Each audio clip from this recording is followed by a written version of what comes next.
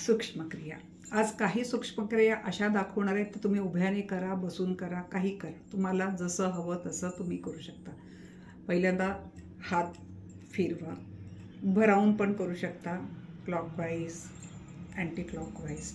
या गोष्टी आपल्याला खूप सहजतेने करायला मिळतं, कधीही करू शकता. सहज मैत्रिणीकडे बोलत थांबलेला आहात त्यावेळेला तुम्ही करू शकता, तिलाही ती सवय लागेल. हे मी मागे पण दाखवलंय.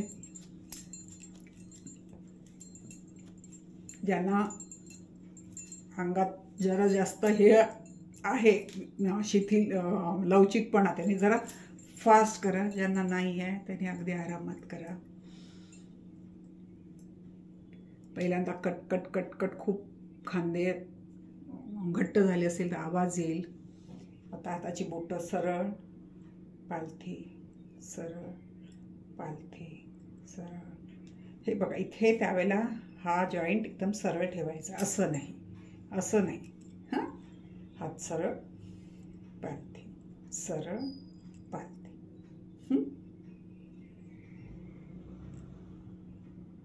दोन्ही हात एकमेकांमध्ये अडकवा. पूर्ण हात पिळा. उभं राहूनही करता येते, हे बसूनही करता येते. पूर्ण हात पिळा. ह्याच्यामध्ये तुमच्या बोटांचा पासून खांद्यापर्यंत पूर्ण एक एक एक एक शीर तुमची खेचली जाते.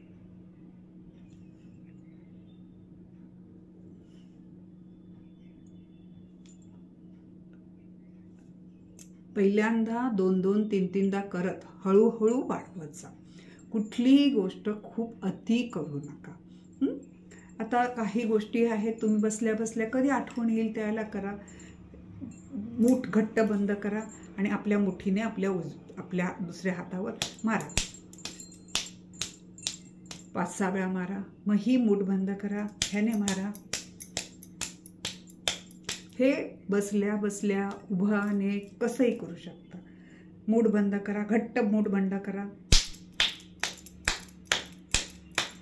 आता दुसऱ्या हाताने एक लक्षात ठेवा, एका बाजूचं केल्यावर दुसऱ्या बाजूचंही करा, अगदी तुमच्या अजाणतेनेपणाने. ॲक्च्युली हे सूक्ष्मक्रिया बरोबर ॲक्युप्रेशरमध्ये पण पडणार. ॲक्युप्रेशरमध्ये हेच आहे की टॅपिंगमध्ये पण पडेल. म्हणजे हे एकमेकांना जोडलेल्या ह्या क्रिया आहेत. काही लोक टॅपिंगमध्ये घेऊ शकतील, काही याच्यामध्ये ॲक्युप्रेशरमध्ये शिकवल्या जातात. पण हे करणं गरजेचं आहे आणि हे लक्षात राहावं, ह्याच्यासाठी मी दाखवते.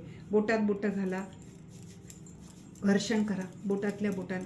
ह्या प्रत्येक बोटाच्या एकमेकांचं घर्षण होते. थोडासा तुमच्याने जेवढं होतं थोडंसं बल लावा. खूप छान, खूप छान. दोन्ही हात आडवे ठेवा. ह्या हाताच्या कडा एकमेकांना मारा. इथे आता हे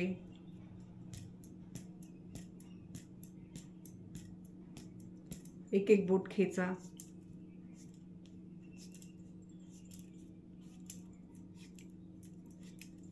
खरं तर ह्याला जास्त वेळ मसाज द्यायला पाहिजे. वेळ नसेल तर खेचा, तरी थोडंसं मोकळं करा. हातात हात घालून एकमेकांविरुद्ध खेचा. मी तुम्हाला आधीच सांगितलं की 80-90च्या वरती सूक्ष्मक्रिया आहेत. तुम्ही एकेका ह्याच्या खूप आहेत. फक्त लक्षात ठेवून करणं गरजेचं आहे. हे खूप गरजेचं आहे. रिस्टला मला माहीत असेल, आपल्या रिस्टकडेच आपल्या प्रजनन संस्थेचं आणि आपली नाडी पटकन इथने जाणवते. आणि बांगड्या घालायचं कारण पण पूर्वी तेच होतं की प्रजनन संस्थेवर त्याचा ॲक्युप्रेशर पडतो.